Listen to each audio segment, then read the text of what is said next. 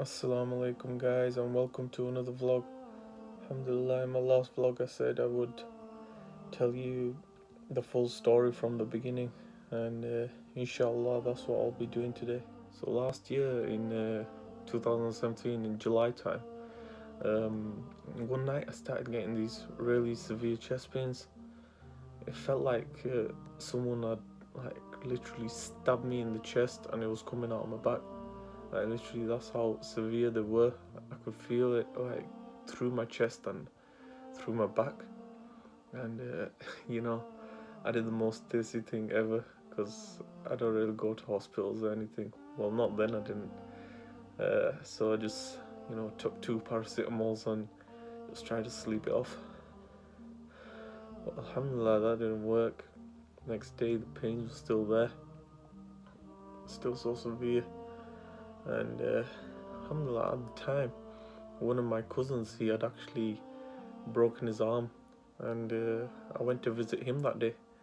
I went with my brother, and when I went there, I couldn't sit properly and I was struggling to breathe and everything, and everyone asked me, they said, "What's wrong with you?" And I said, "Oh, I don't know, since last night I've had these chest pains and it's still there." And my brother seen my state and he rang the emergency NHS number. So I told them my symptoms and they came out to see me at my cousin's house. And alhamdulillah, at the time they said that they did all the ECG and everything. They said everything looks normal, but we'd suggest that you come to the hospital and have an x-ray just to make sure. So I went to the hospital, I had this x-ray, and I spoke to the doctor, and the doctor said to me that everything on your x-ray looks normal and it's probably some muscular pain, so he just gave me some codeine. It's like some stronger painkiller for chest and back pain. So next day I was on the way to work and my sister-in-law rang me. And she said to me that the hospital have just rung home for you and you need to book an appointment with them. And I said, "What appointment?" And she said that they wouldn't tell me, they said they'd only tell you. So anyway, I've rang the hospital and they said to me that the x-ray specialist, they've had a look at your x-ray from last night and they noticed something abnormal on your x-ray and you need to book a CT scan. So anyway, I booked this CT scan, I've gone for this CT scan, and they said to me that you'd get your results within 7 to 10 days and we'd send them to your GP. Alhamdulillah, the same day when I got home, around about 2 hours later, I got a call from my GP and he said that your CT scan results are here and you need to come to the surgery. So anyway, I was thinking positive. I thought, oh, it's probably nothing major and they just wanna say everything's clear and you can stop stressing and just get on with your life. But it was basically the opposite.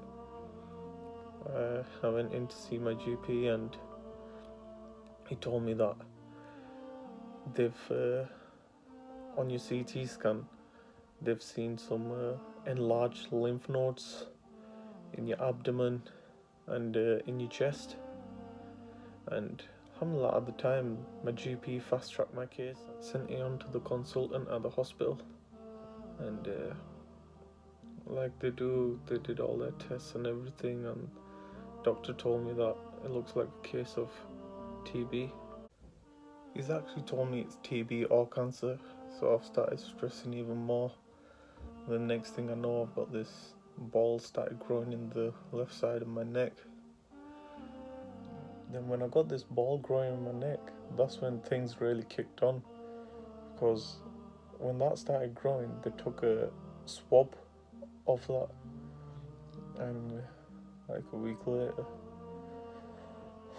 I went to see the consultant again and he confirmed to me that it is in fact cancer that I've got, and well, they don't know the origin of the cancer, they don't know where it's coming from. So the cancer's spread to your abdomen, your lungs and your neck. You know what the strangest thing is? That before I knew I got cancer, I didn't used to get any of the symptoms. When I was told by the consultant that it's in fact cancer, I started getting these strange things happening to my body. Like, I was getting the excessive night sweats. Like, when I say excessive, I mean it's like absolutely drenched. Like, I've jumped in the swimming pool and got out. That's how drenched I used to be. I used to feel all lethargic, and I lost so much weight. I know right now it doesn't look like I lost weight because I've packed on quite a few pounds. That's because of all the chemotherapy and everything, alhamdulillah. But I did lose a lot of weight, and I lost my appetite. I hardly used to eat. I used to like only have breakfast and I'd not eat for the rest of the day. Things like that. During all this time, only me and my 3 brothers knew about my health situation. No one else knew. My dad didn't know, my mum didn't know, my cousins didn't know. I'm really tight knit with my cousins. I don't hide anything from them, but they didn't know. And when my mum noticed that I was going for scans and appointments every other day to the hospital and my GP, and she started asking me, she said, "What's going on? You're definitely hiding something from me. And tell me what's going on." And I told her, "Mum, it's nothing, and it's just some random tests that they're doing with me." I couldn't tell my mum because 2 months prior she was diagnosed with cancer herself. I didn't want to be stressing my mum out because she was actually undergoing her treatment at that time. I think she was actually having radiotherapy around about that time. And I used to go to sleep every night. I used to cry myself to sleep every night thinking, how am I going to tell my mum that I've got cancer? Because it's going to come out one day or the other. It's not something I can hide. What used to kill me more is, how am I going to tell my cousins? Because, wallah, we are such a tight knit, and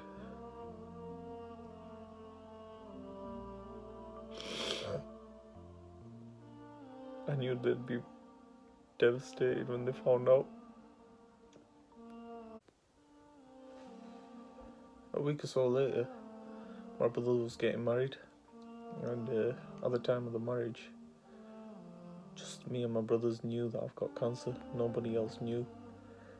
The ball in my neck, I kind of hid it with the clothing that I was wearing, so no one really noticed it on the wedding. A few days after the wedding,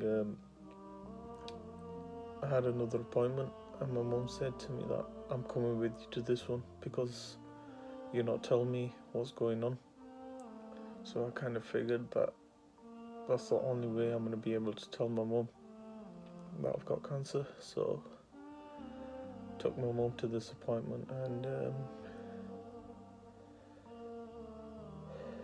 my consultant told my mum at that time that your son's got cancer, and it's spread to his abdomen, his lungs, and his neck.